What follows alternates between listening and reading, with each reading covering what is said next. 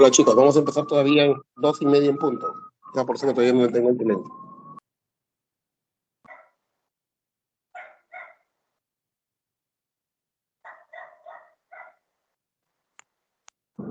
Empezamos en Es cuatro con el jefe minutos, de ¿ok? curso, ¿no? Seguro va a dar algunas pautas. Sí, así es conmigo.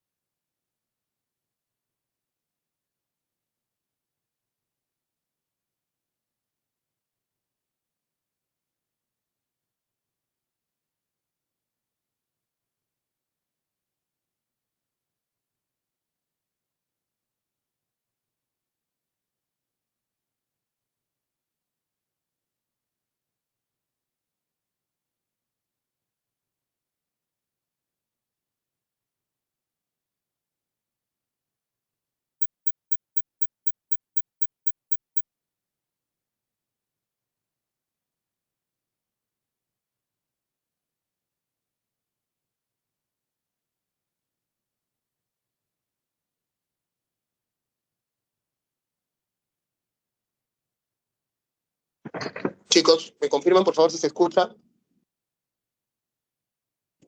Sí, doctor, Sí, sí le doctor. escucho. Ok, solamente con la delegada, por favor, para no poder no interferir, ¿ya? Bueno, bueno, jóvenes, hemos llegado a la clase final del curso de CP2. Hemos tratado de que puedan por lo menos acercarse un poco a lo que es más o menos la realidad médica. Seguramente es un poco difícil teniendo en cuenta que ustedes no han llevado cursos de fisiología, de semiología, de anatomía. Sin embargo, seguramente cuando ustedes comiencen a desarrollar ya estos cursos más adelante en algo de las prácticas hospitalarias, de los detalles, de las charlas que han podido tener con los docentes, les va a servir definitivamente. Entonces, por favor, necesito que me descargues la lista de asistencia y me la envíes al WhatsApp, ya, para luego hacer también el consolidado. Antes de iniciar la clase, por favor, vamos a dar algunas recomendaciones finales porque este jueves 19 a las 2 de la tarde va a ser nuestro examen final.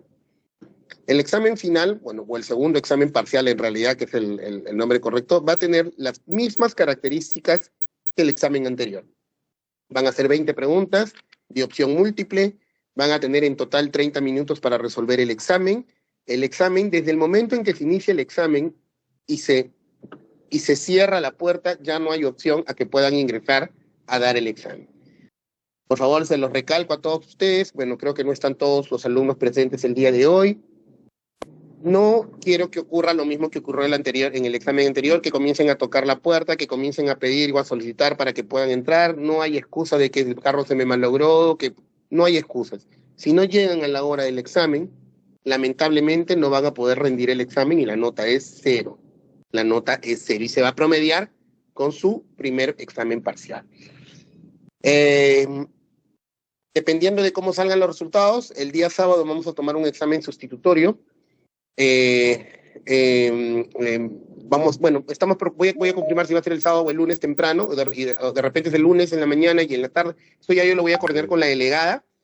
Lo que les quiero confirmar es que el examen solamente va a ser realizado, pueden dar el sustitutorio y posteriormente el aplazado, siempre y cuando, bueno, en el caso del aplazado, siempre y cuando hayan aprobado por lo menos uno de los exámenes. Si han jalado los 2 exámenes teóricos, no tienen opción a dar examen de aplazados, definitivamente. Igual el sustitutorio. Si es que han jalado los dos exámenes, tanto el primero como el segundo, tampoco tienen opción a dar el sustitutorio. Tienen que haber aprobado por lo menos uno de los 2. En cuanto a las condiciones o en cuanto a los criterios del examen de aplazados y el sustitutorio, se los voy a dar el mismo jueves, en que tengamos el examen parcial. Igual, a la hora de traigan lápiz, si quieren, vamos a decir así, luego cotejar, porque si es que ustedes marcan con lapicero y después ponen en el examen, esta no es la correcta es esa pregunta no vale, esa pregunta no sirve. Tienen que marcar la respuesta correcta y a lo mucho pueden utilizar corrector para borrar, pero no pueden utilizar manchas, borrones de ningún otro tipo, por favor. ¿Ok? Creo que estamos más o menos claros. Cualquier duda o consulta se la hacen llegar a la delegada para que ella me lo haga saber en estos días antes de dar el examen. Pero creo que más o menos estamos todos claros. Listo, vamos a dictar rápidamente la clase teórica del día de hoy, la última clase, que tiene que ver básicamente con un tema, básicamente es para que ustedes conozcan un poco, porque es poco probable que nos encontremos ante lesiones por arma de destrucción masiva, ¿no? Porque felizmente nuestro país no se encuentra en guerras, no nos encontramos, bueno, ya en las épocas del terrorismo en donde habían atentados, coches bomba. Felizmente estamos en una etapa de pacificación. Lo que nos ataca es la violencia, lo que nos ataca son las extorsiones, los asesinatos, ¿no? Pero bueno, no el tema de arma de destrucción masiva, ¿no? Que sí afecta, por ejemplo, a países, bueno, dentro de la realidad cercana, todavía en Colombia la guerrilla colombiana continúa trayendo, vamos a decir, problemas de este índole, de este nivel, y bueno, ya mucho más alejado los países que se encuentran en guerra, ¿no? ¿Qué son las armas de destrucción masiva? Son instrumentos diseñados para matar a una gran cantidad de personas, tanto a civiles como militares. Estas armas no se utilizan generalmente en un objetivo específico, sino más bien son aplicadas o dirigidas a un área extendida para que generen destrucción no solamente de seres humanos, sino también, la afectación no es directamente al ser humano como persona, es decir, no solamente es para matar personas, sino también para destruir a veces centros de alimentación, viviendas, ¿no? Y causar un daño colectivo de forma directa a la persona y también de forma indirecta, porque puede ser que queden sobrevivientes, pero estos sobrevivientes no tienen lugares donde consumir agua potable, los hospitales también son destruidos en muchas circunstancias, entonces en donde poco a poco también genera una afectación a otra índole o a otro nivel. En las últimas décadas se ha visto un aumento de lesiones por armas explosivas, generalmente en zonas donde existen conflictos de índole militar, ¿no?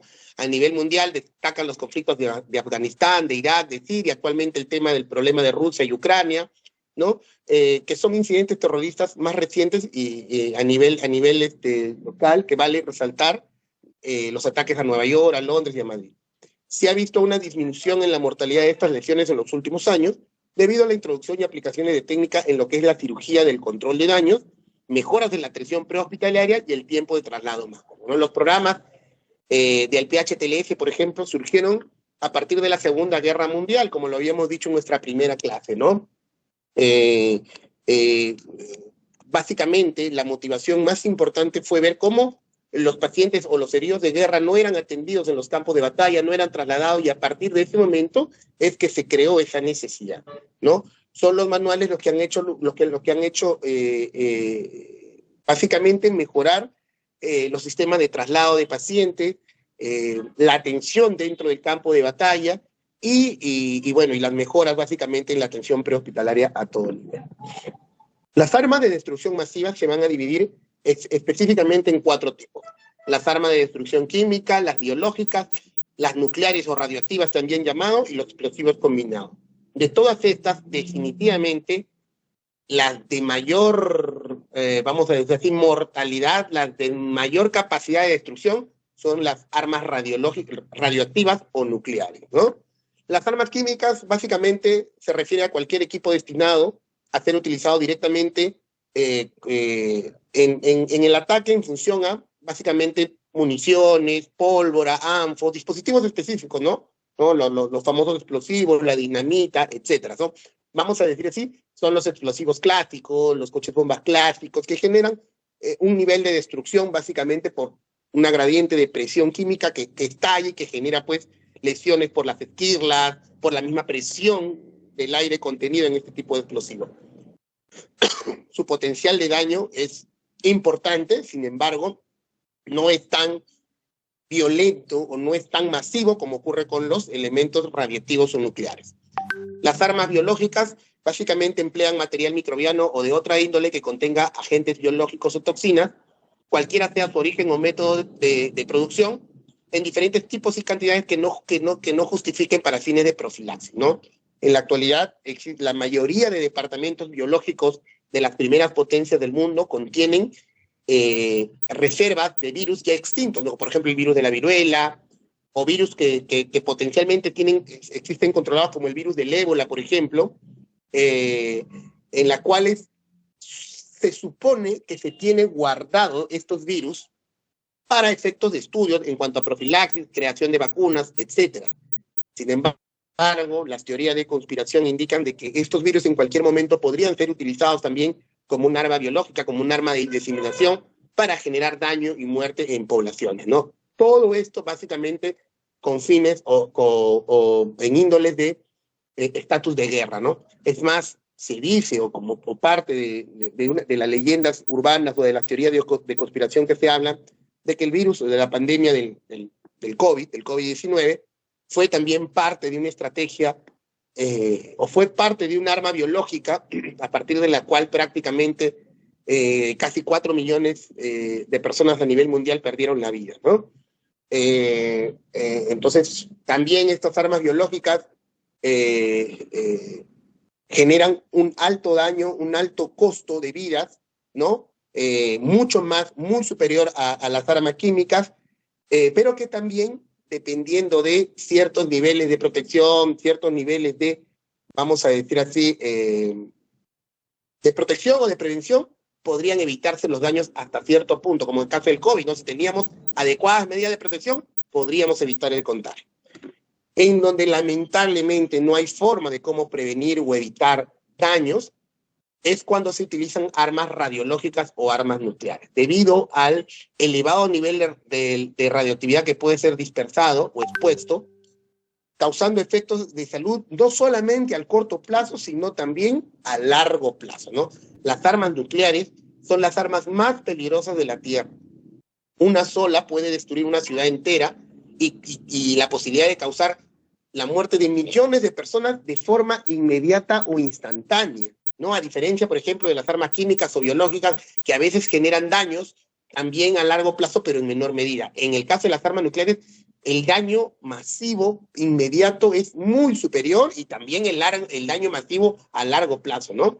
Ponen en riesgo no solamente el daño que generan ese a nivel de las personas, sino también al medio natural sobre el cual viven estas personas y la vida de futuras generaciones y la vida de futuras generaciones debido a sus efectos catastróficos a largo plazo, ¿no? Hasta la actualidad o hasta el día de hoy, todo lo que conocemos con respecto a los efectos destructivos de las armas nucleares se toman como base o como referencia el uso de las famosas bombas nucleares o las bombas atómicas dirigidas contra las ciudades japonesas de Hiroshima y Nagasaki en el contexto de la Segunda Guerra Mundial, ¿no? En la cual se desaparecieron ambas ciudades, se desaparecieron a toda su población y en las poblaciones, vamos a decir así, aledañas, sufrieron los daños de esta reactividad, incluso hasta segunda generación, es decir, los hijos de estas personas que estuvieron en contacto con la radioactividad, habían muchos abortos y si nacían los niños nacían con daños a veces incompatibles con la vida, microcefalias,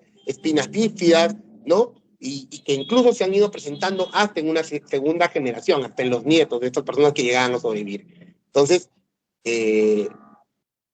gracias a Dios solamente ha habido un solo momento en el cual se ha podido demostrar estos efectos destructivos, pero se sabe que son devastadores y que afectan no solamente a la población en el mismo momento en el cual son efectivizados, sino incluso hasta en generaciones superiores. Muy bien. ¿Cuáles son los efectos de las armas nucleares? ¿Cuáles son los efectos que pueden generar? Se pueden dividir en tres categorías: efectos físico-mecánicos, efectos térmicos y efectos radiactivos. De todos ellos, los más peligrosos, como ya lo hemos venido señalando, son los efectos radiactivos.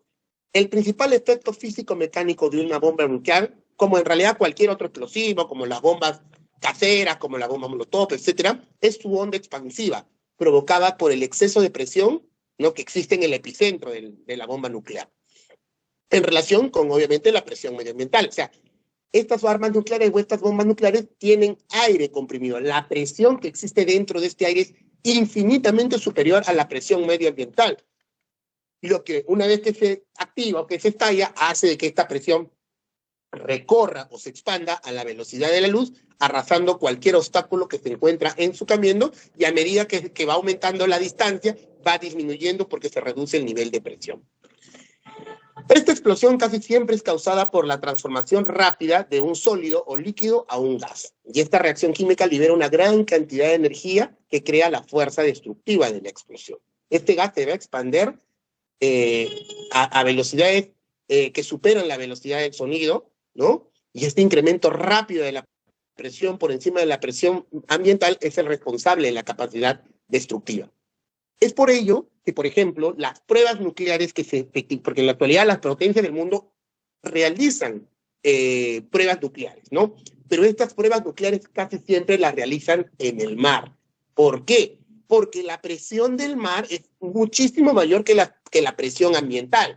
Por lo tanto, logra contener esa expansión o esa explosión del núcleo de la bomba, vamos a decir así, y la llega a controlar y no generar efectos devastadores sobre el medio ambiente, ¿no?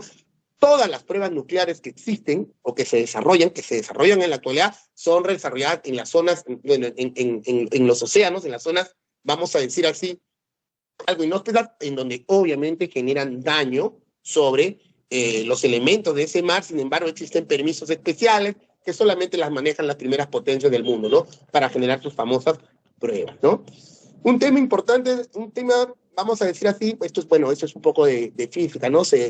Con respecto a lo que son las armas nucleares y los efectos que estas producen, es en lo que denominamos la curva de Freilander, ¿no?, que es básicamente una curva de presión y tiempo que se produce como consecuencia de esta descarga de sobrepresión que existe. Se dice que una vez que se activa la bomba o que se estalla, existe un pico de presión instantáneo cuya magnitud está determinada por la fuerza de la explosión. Esta explosión genera una onda expansiva y el primer impacto es sobre el aire que encuentra alrededor de esta onda expansiva, que es un aire altamente comprimido. A esta primera parte o a esta primera fase de la explosión se le conoce como blast fronts, que viene a decir así, el frente de la explosión. Es decir, la bomba nuclear se abre la ojiva y esta presión comprimida que está dentro de esta ojiva se encuentra con la presión de aire medioambiental y inmediatamente genera una expansión. Esto se le conoce como blast front, y una vez que esta expansión comienza, esta onda expansiva comienza a extenderse y comienza a arrastrar escombros, comienza a arrastrar todo lo que encuentra a su paso, a este tipo de ráfaga se le conoce como blast wind o viento de la explosión, ¿no? La primera, el blast front, esta primera explosión o este primer aumento de presión, generalmente en la persona genera daños en cuanto a lo que es el aumento de presión dentro del cuerpo, ¿no? Es decir, la persona se le genera daños o traumatismos como consecuencia de este choque de presiones. Y a eso se le conoce como barotrauma. Se caracteriza generalmente por roturas timpánicas, neumotoras a tensión, ¿no? Generalmente los órganos que se ven afectados son los órganos donde nosotros tenemos aire, los intestinos también, roturas hepáticas. Lamentablemente son lesiones que producen la muerte instantánea en estas personas. Esto es lo que se produce a través del blast front. Y el blast wind, que es el viento de la explosión, en donde se arrastran escombros, las lesiones generalmente se producen porque los objetos, los escombros, le caen a las personas, generando golpes en cualquier parte del cuerpo, ¿no? Este cuadro, vamos a decir así, es el que resume prácticamente casi toda la clase, ¿no? Los tipos de lesiones que producen este tipo de armas o bombas nucleares, ¿no? Las lesiones por armas de destrucción masiva tienen categorías. Las categorías o tipos de lesión que son de 4 tipos. Las lesiones primarias, las lesiones secundarias, las lesiones terciarias y las lesiones cuaternarias. ¿Cuáles son las características de las lesiones primarias? Se ven en explosiones de alta energía y son lesiones causadas, como ya les había adelantado anteriormente, por barotrauma. Es decir, el aire comprimido que está en la bomba se disipa, se estalla, y esta sobrepresión afecta al medio ambiente, pero también a la persona que está cercana a esta bomba, ¿no? Entonces, este aumento de presión impacta sobre, ¿qué parte del cuerpo afectada? Tiende a hacer mayor daño a los tejidos con aire, ¿no? Y menos daño a los tejidos sólidos que contienen líquido. Entonces, generalmente los órganos afectados por este barotrauma, los pulmones, el intestino delgado, el oído medio. ¿Cuáles son los tipos de lesión? Lesión pulmonar, que se caracteriza por un barotrauma pulmonar, enfisema subcutáneo, neumotoras a tensión, ruptura de la membrana timpánica en el oído, lesión de víscera hueca, generalmente hay perforaciones de colon, intestino, de estómago, hay ruptura del globo ocular, traumatismo cerrado de cráneo sin evidencia de lesión externa. Todas estas lesiones son causadas por el exceso de presión del aire comprimido que sale de la bomba y que también afecta al cuerpo de la persona. Lamentablemente, estas lesiones que se generan sobre el cuerpo muchas veces generan lesiones que el paciente no llega a resistir. Estos barotraumas son tan potentes que el paciente muere o fallece inmediatamente ocurrido el evento. Son muy pocas las personas que logran sobrevivir a los barotraumas, ¿no? Es una categoría de lesión primaria. Categoría de lesión secundaria. Ya es producido por el impacto de los proyectiles generados como los escrobos y los fragmentos de la bomba, ¿no? El famoso, habíamos hablado, ¿no? El blast front genera barotraumas y el blast wind o el viento de la explosión genera lesiones por escombros, ¿no? Entonces, la persona de repente no se ve afectada por los barotraumas, porque vamos a decir aquí, ha estado lejos de la bomba, pero comienzan a caerle los objetos, los escombros, las esquirlas de esta bomba que le generan daños en cualquier parte del cuerpo, ¿no? Las lesiones secundarias es el tipo de lesión más común entre los sobrevivientes, ¿no? Generalmente generan lesiones penetrantes o cerradas, el objeto puede ser inerte o biológico, ¿no? O sea, no solamente pueden ser objetos, escombros, esquirlas. Hubo casos de cuando, bueno, en el Medio Oriente, los terroristas suicidas se hacen estallar, ¿no? Partes del cuerpo de los huesos de estos suicidas terroristas pueden impactar y generar lesiones penetrantes también en los sobrevivientes, ¿no? Hay un caso en Israel, como dice acá, en el cual un fragmento óseo de un terrorista suicida impactó y fue retirado de una víctima, ¿no? Entonces, las lesiones que se producen por el impacto de escombros o de las esquirlas, producto de este viento de explosión al estallar una bomba, se conocen como lesiones secundarias, ¿no? Y son la causa más frecuente de lesión entre los sobrevivientes. Las lesiones terciarias. Las lesiones terciarias son aquellas que se producen porque el cuerpo es expulsado, el cuerpo de la víctima es expulsado y golpea contra el suelo, contra el piso, contra una pared. O sea, no es que los objetos le caen al cuerpo. En este caso es el cuerpo el que es expulsado y se golpea contra alguna parte, contra alguna pared o contra algún objeto inanimado, ¿no? También, ¿qué parte está afectada? Cualquier parte del cuerpo puede estar afectada. Es la segunda causa de lesión más común entre los sobrevivientes, ¿no? Generalmente, debido a que son golpes con alta cantidad de energía, presentan fractura de extremidades, fractura de huesos largos, traumatismo cerrado de cráneo, de tórax, abdomen y pelvis, ¿no? Y en las lesiones cuaternarias, en general, es cualquier lesión relacionada con la explosión, pero que no está directamente relacionada a una lesión primaria, secundaria. Generalmente incluye la exacerbación de enfermedades preexistentes. Por ejemplo, un paciente hipertenso que no presentó ninguna de estas lesiones, pero producto del impacto, del estrés postraumático, genera un aumento de presión, una hipertensión arterial, una crisis hipertensiva, ¿no? O quemaduras de repente, ¿no? De repente, en este proceso de escapar, entran en contacto accidentalmente con fuego, etcétera, y puede presentarse quemaduras, aplastamientos, exposición a agentes químicos radioactivos, enfermedades preexistentes que se exacerban, como el asma, una crisis asmática, producto del estrés postraumático, ¿no? Entonces, en la lesión cuaternaria incluimos todas aquellas lesiones que no están directamente relacionadas ni con una lesión primaria, secundaria o terciaria, y generalmente tiene que ver con la exacerbación de enfermedades o lesiones preexistentes en las personas, ¿no? Este cuadrito es importante que se lo puedan aprender porque este cuadrito, básicamente, podríamos decir así, resume gran parte de la clase y puede ser motivo de pregunta de examen. Un desastre es un evento inesperado, involucra experiencias fuera de lo normal, pérdida de acceso a los recursos regulares, separación de las redes de apoyo social, percepción de pérdida o aumento de control y de habilidades. O sea, cuando ocurren bueno, en el caso, estamos entrando ya a la parte del manejo de desastres, ¿no? Estas lesiones o explosiones de destrucción masiva pueden ser originadas por el hombre, pero también pueden ocurrir desastres naturales que nos lleven a la necesidad de tener que interactuar. Los desastres interrumpen el flujo de bienes y servicios necesitados por aquellos que han sido más afectados. Los desastres, según el agente causal, pueden ser subdivididos en tres tipos. Los desastres de tipo geofísico, que a su vez pueden ser de origen meteorológico o por cambios climáticos, o de origen geomorfológico, por alteraciones propias del estado de la Tierra. Dentro de los de origen meteorológico tenemos las sequías, las inundaciones, las heladas, los huracanes, los tornados, etcétera.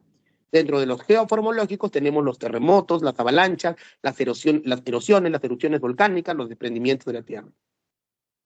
Dentro de los desastres de agente causal biológico tenemos los fitológicos y los faunísticos. Generalmente esto tiene que ser a las famosas plagas, ¿no? Plagas de insectos, plagas de roedores que generan desastres, sobre todo a nivel de las cosechas, etcétera. Y dentro de los desastres antrópicos están los originados por la acción humana. La contaminación, los incendios, las explosiones, las intoxicaciones, el terrorismo, etcétera. Todo desastre tiene fases, ¿no? Cada vez que existe un desastre, siempre vamos a pasar por esas 6 fases. En la fase de advertencia, la fase de impacto, la fase de rescate, la fase de luna de miel, la fase de desilusión y la fase de recuperación. ¿A qué se refiere? Fase de advertencia. Cuando se da un comunicado oficial, cuando existe ya la comunicación de que vamos a entrar en un desastre. Existe la cobertura mediática, los gobiernos comienzan a planificar la respuesta, la preparación pública. Por ejemplo, en la actualidad, en teoría, todos los medios, vamos a decir así, meteorológicos, indican que en algún momento va a llegar a nuestro país o a nuestra ciudad un terremoto de gran impacto, ¿no? Nos tenemos que preparar, estamos en una fase de advertencia, se hacen los simulacros, la famosa mochila de prevención, ¿no? Para estar preparados ante un posible terremoto de gran impacto. Estamos en una que se conoce como una fase de advertencia. La segunda fase es la fase de impacto, cuando se produce la devastación, ¿no? Cuando hay pérdida de las comunicaciones, mayor vulnerabilidad, fallecimientos, muertos, hay todo un caos, ¿no? Hay todo un caos que por más preparación que hayamos tenido, a veces no se puede medir, sino hasta que estemos en el proceso del impacto, ¿no? En el proceso en sí, en la fase de devastación. Una vez ocurrida esta fase de impacto, inmediatamente entra la fase de rescate. El personal de respuesta asegura la vida y la infraestructura, los afectados se intentan conectar con sus redes de apoyo y proteger su propiedad, pero lo más importante durante esta fase de rescate es tratar de reconocer o salvar la mayor posibilidad de sobrevivir. Luego llega una fase de luna de miel, cuando se integran las medidas de respuesta social, los gobiernos comienzan a generar asistencia pública y cobertura mediática, se comienzan a hablar las campañas de apoyo, alimentación, comienzan a llegar el apoyo a los sobrevivientes, los hospitales comienzan a recibir una mejor ayuda o infraestructura para poder salvar a más vidas, ¿no? La que se conoce como la famosa etapa de luna de miel, en donde aparentemente estamos en una, bueno, hemos sobrevivido, nos damos cuenta que hemos sobrevivido al desastre, nos damos cuenta que somos sobrevivientes y eso nos permite dar una palabra de aliento, de apoyo para poder avanzar. Luego viene la fase de desilusión, cuando lamentablemente se evalúan todos los daños o todo. Hemos sobrevivido, pero seguramente hemos perdido muchas cosas materiales que nos va a costar tener que recuperarlos, ¿no? Ya terminan las campañas de ayuda porque ya pues básicamente se logra compensar a las personas en cuanto al tema de salud y bueno, se tiene que comenzar a avanzar, tiene que comenzar la etapa de la reconstrucción, hay un impacto psicológico viable, ya existe una fatiga. Generalmente aquí cuando ocurrió el famoso terremoto, bueno, de Ica, hace muchos años, muchas brigadas de aquí de Lima tuvimos que viajar, yo era residente, me acuerdo, y tuvimos que viajar a Ica para poder apoyar a las campañas de apoyo, y nos teníamos que turnar, viajábamos por 3, 4 días, y luego de ello ya el cuerpo no daba más, ¿no? Y teníamos que cambiar y ser reemplazados, ¿no? Y generalmente existe una fase de fatiga del personal de respuesta, ¿no? Y eso generalmente ocurre en la fase de definición. Y luego ya la fase de recuperación, que es la restauración a largo plazo de la seguridad, del material, el alivio de los síntomas psicológicos. Los afectados y el personal asistencial pueden estar involucrados en la tarea de reconstrucción durante meses o años, incluso después del evento, ¿no? Nuestra ciudad Lima no ha pasado por una fase de devastación desde hace más de 100 años, creo, y la verdad que para todos es una incógnita de cómo vamos a poder responder en el caso exista un desastre natural importante. Bueno, cada distrito tiene la obligación de generar un plan de prevención y reducción del riesgo de desastres, ¿no? Es el plan del Distrito de Independencia, ¿no? En el cual se plantean objetivos nacionales y los planes de reestructuración. Todas las municipalidades, todos los distritos están obligados. En cuanto al manejo de los desastres, los médicos y el personal de urgencia suelen abordar el suceso de víctimas en masa por armas siguiendo básicamente 4 pasos, ¿no? El paso de preparación, de reconocimiento, evaluación, clasificación o priorización y el tratamiento. Casi siempre todos estos pasos se superponen uno sobre el otro. El reconocimiento, la evaluación y el tratamiento se pueden llevar al cabo al mismo tiempo, sobre todo cuando existen muchas víctimas, ¿no? En la preparación, los esfuerzos de la preparación son fundamentales para responder ante un suceso. Se necesita planificación contra desastres en los hospitales y en la comunidad, junto con los suministros de equipamiento adecuados, ¿no? La preparación frente a desastres típicamente incluye planes para tener más personal y resignar más recursos, como camas, quirófanos, sangre, para transfusiones, etcétera, ¿no? Nosotros, en este caso, ¿no? Vamos a decir así, cuando nos comunicaron que que se nos venía la famosa pandemia del COVID-19, en teoría los gobiernos debieron haberse preparado, ¿no? Bueno, en nuestro país, lamentablemente, si es que nuestro sistema de salud pública ya está muy venida a menos, pues la pandemia lo que nos dio fue un golpe directo en la cara para demostrar que en realidad estamos muy por debajo de los estándares a nivel mundial. No en cuanto a lo que es capacidad humana, ¿no? Capacidad de respuesta, porque en realidad las vidas que se han salvado han sido básicamente por el esfuerzo del personal profesional, sino que no teníamos camas UCI, no teníamos oxígeno disponible, no teníamos hospitales adecuados. Realmente nuestra capacidad de respuesta en cuanto a infraestructura fue muy pobre, a pesar que tuvimos un sobreaviso con varios meses de anticipación, ¿no?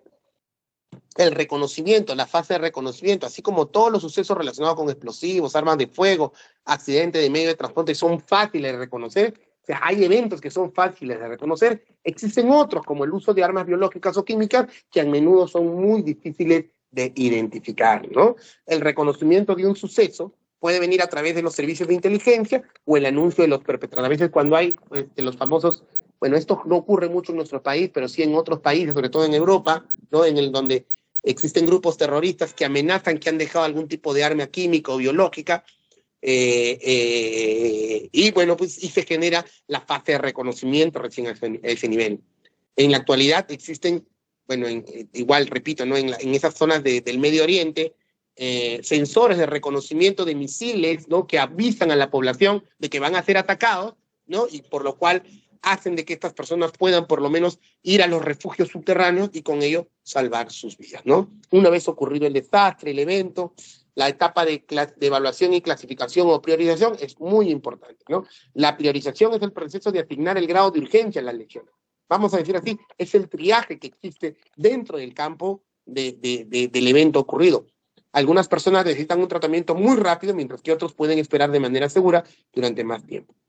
El gran número de víctimas de un suceso producido por armas que producen víctimas en masa requiere un breve contacto inicial con médicos y servicios de emergencia con las personas afectadas para que todos puedan ser rápidamente evaluados, ¿no? Y clasificados. Básicamente, un desastre, una gran emergencia, destrucción masiva, necesitamos priorizar o hacer el triaje destinado de cuáles son las personas que se ven más frecuentemente afectadas, lo que les he venido repitiendo en las prácticas, yo a todos mis alumnos, saber reconocer cuál es nuestro paciente de la hora dorada, cuál es el paciente que está en shock, para que sea el primero en que pueda ser derivado o transferido y reciba la atención necesitada. Finalmente, es importante el reconocimiento de las tres zonas, sobre todo en situaciones en donde existen daños de índole biológico o radioactivo, ¿no? Existen tres zonas sobre las cuales se manejan en el área del desastre. La zona caliente es la zona directamente relacionada al lanzamiento del arma radiológica o biológica que existe, ¿no? Lamentablemente es la zona más insegura incluso para el personal de salud, en donde si es que se entra a tallar o se ingresa a ese nivel, es básicamente utilizando medidas de protección absoluta.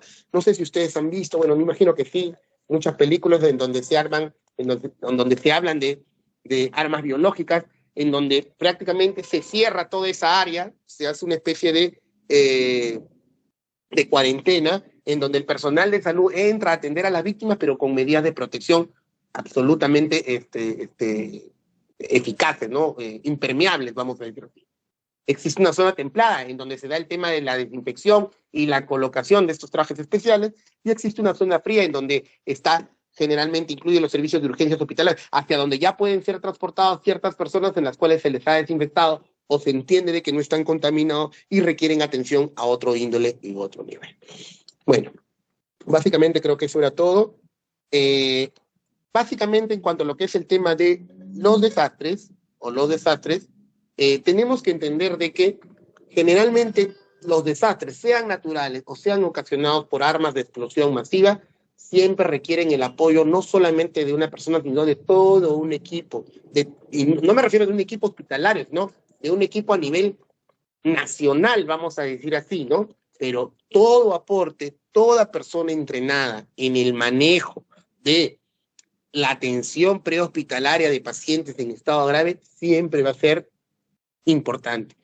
Aunque sea solamente para reconocer cuáles son las personas, o sea, el hecho de que ustedes aprendan a reconocer cuál es su paciente de la hora dorada, cuál es un paciente que está en shock, pueden ayudar de forma efectiva en el sistema de clasificación y derivación de dichos pacientes.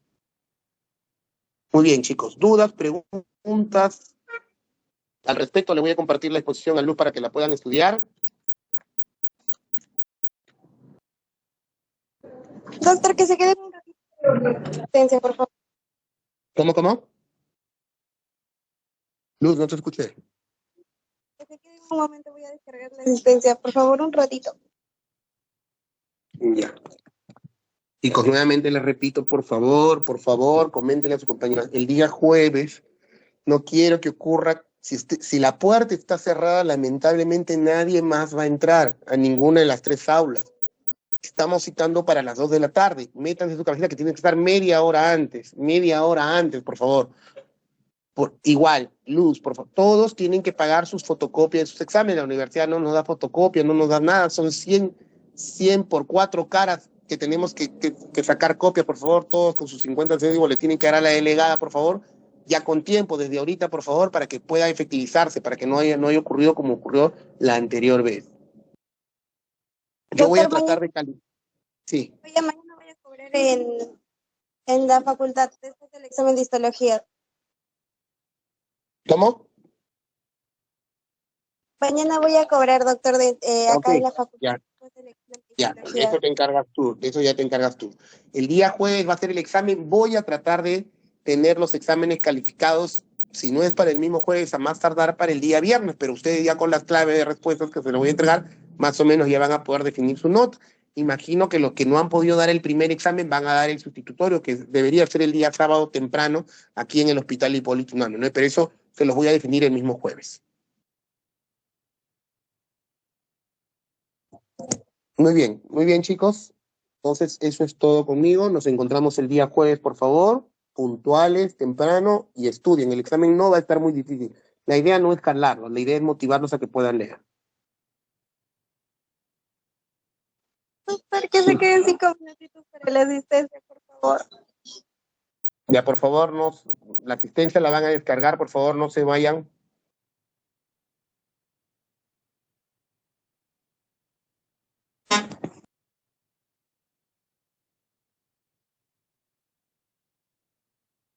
Me la envías, por favor, Luz. Sí, doctor.